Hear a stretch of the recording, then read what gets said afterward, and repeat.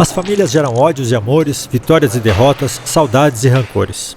Por isso as histórias familiares são um dos mais importantes temas da literatura, desde os tempos de Caim e Abel. Quando o tema família apareceu na literatura universal, foi Caim e Abel? Bom, é um tema tão antigo quanto a escrita, ele é anterior à escrita. Eu acho que, vamos dizer que o romance familiar, as histórias familiares surgiram com as narrativas orais, mas foram importantíssimas, vamos dizer, para a literatura, para a tragédia grega, por exemplo. Né? Quer dizer, os grandes clássicos gregos, né, da tragédia grega, falam de traições, enfim, do poder, mas relacionados também ao amor, mas relacionados, vamos dizer, com a família. Né? Bom, um exemplo que muita gente conhece, ou o mais conhecido, é a tragédia de Sófocles, né? O Édipo Rei. Né? Quer dizer, um ambiente de paixões, de traições, de mentiras, né? Isso está vamos dizer, de enganos, né? Isso está nas tragédias gregas, está depois presente na obra de Shakespeare, onde as relações familiares também são importantíssimas. E, embora o romance, vamos dizer, ocidental, romance enquanto gênero, não surja diretamente vamos dizer, das narrativas épicas, nem das tragédias shakespearianas, né? Ele tem alguma coisa, do ponto de vista temático, a ver com essas origens da literatura. Né? Mesmo nos contos orientais, no livro das Mil e Uma Noites, o tema familiar, das relações familiares, é muito comum. Né? Quer dizer, e sempre passa pelo ciúme, pelo poder, pela traição, né? No centro, vamos dizer, dessas tragédias ou desses dramas está a paixão, né? Alguma coisa misteriosa envolvendo laços familiares ou laços de amizade. Uma família funcional, uma família feliz pode render um romance? Uma família feliz não pode inspirar um bom romance. O que o escritor deve fazer, se ele for esse felizardo de pertencer a uma família perfeita, eu não acredito nisso, mas pode ser que existam famílias perfeitas, ele tem que romper com essa harmonia, pelo menos na imaginação dele, né? E criar, vamos dizer, eu não digo personagens psicóticos, não precisa ir tão longe, né? Mas personagens problemáticos, né? Personagens que vivenciam dramas interiores, ou enfim, isso depende muito da imaginação do escritor. A literatura depende muito da imaginação. Eu acho que a força, vamos dizer, motriz da literatura é a imaginação. E a imaginação, ela tem a ver com a experiência de vida também, de cada um. Né? Então você pode nascer e crescer numa família de bons modos e bons costumes, muito educada, sempre feliz, uma família que se reúne aos domingos, né, para falar sobre amenidades ou sobre a família, a visão da família na obra de Aristóteles, enfim. Você pode pertencer a essa família perfeita e escrever um drama familiar, porque os romances não são narrativas açucaradas. O romance nada tem a ver com autoajuda. Quando você constrói uma família nos seus romances, quanto você usa de imaginação e o quanto usa de memória? Quando eu escrevo, eu acho que já passou tanto tempo daquilo que eu conto que a memória já é imaginação. Mas eu procuro desvincular, vamos dizer, o que eu vivi na minha família, o que eu vi, a minha experiência pessoal direta, estou falando direta, as minhas narrativas. Então, eu acho que praticamente todos os personagens são inventados. Alguns são muito mais, vamos dizer, estão muito mais longe da minha vida e das pessoas que eu conheci.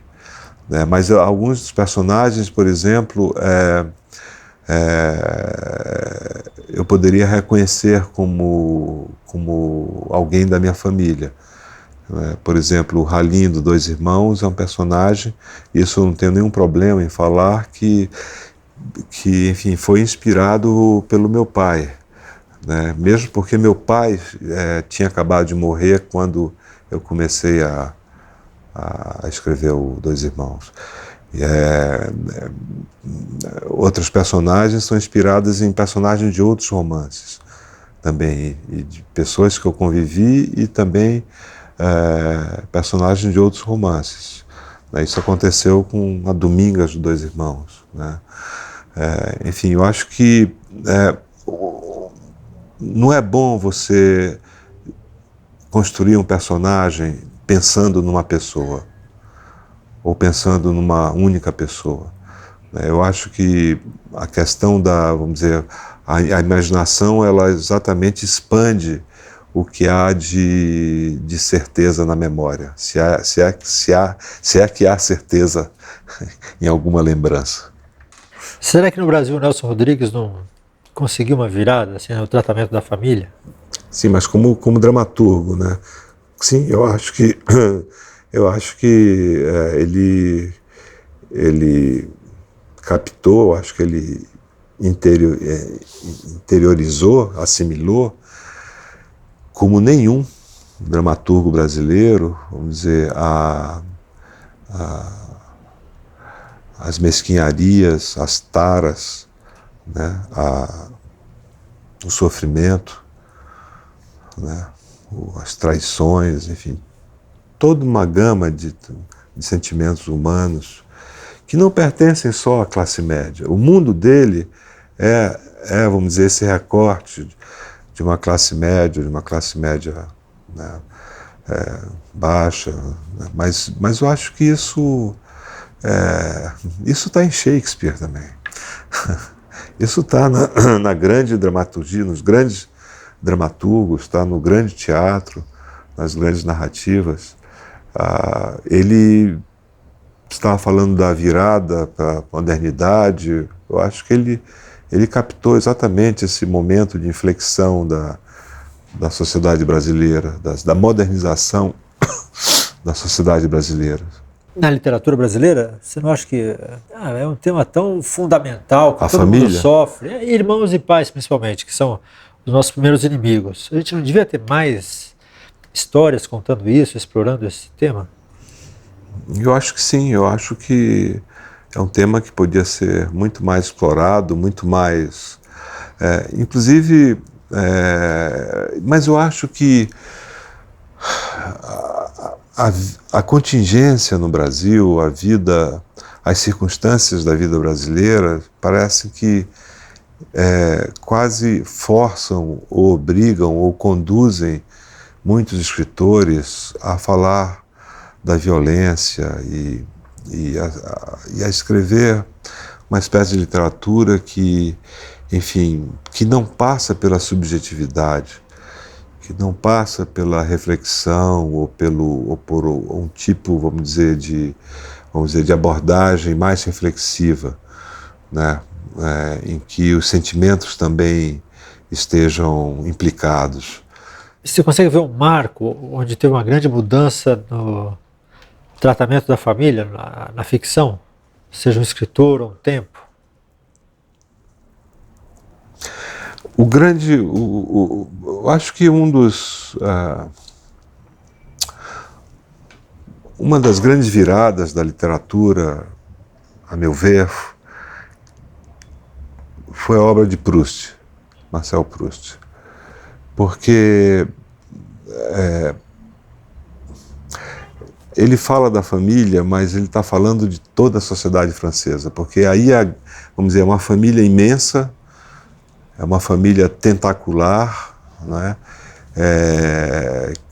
Que envolve também amigos, que envolve uma nobreza decadente, que envolve uma burguesia já em ascensão, né? Quer dizer, ele parte, vamos dizer, é como se aquelas primeiras páginas, que são dezenas de páginas, do primeiro romance, até chegar ao beijo materno, né?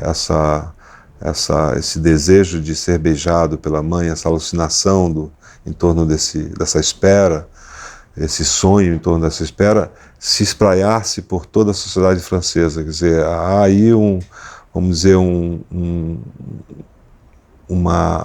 romance de fato ambicioso, em que ele parte do núcleo familiar, da empregada, do pai, da mãe, da avó, da tia, né, até chegar vamos dizer, a uma releitura inventiva de toda uma época. Isso eu acho incrível, porque já não é mais um romance fechado, um drama familiar, vamos dizer, bem delimitado, como era o romance francês do século XIX, né? É uma espécie de máquina narrativa que se expande ao infinito, né? E com todas as suas, vamos dizer, sofisticação e comentários sobre arte, arquitetura, linguagem, poesia, tudo, teatro. Então, e depois da leitura de Proust, você fica um pouco deprimido, porque o que fazer depois disso? Né? Como você lê Grande Sertão Veredas, né? O que fazer depois horrível, disso? né? É horrível. Ainda é horrível. bem que Eu demorei, eu acho que eu passei 10 anos pensando se não teria sido melhor lá abandonar tudo.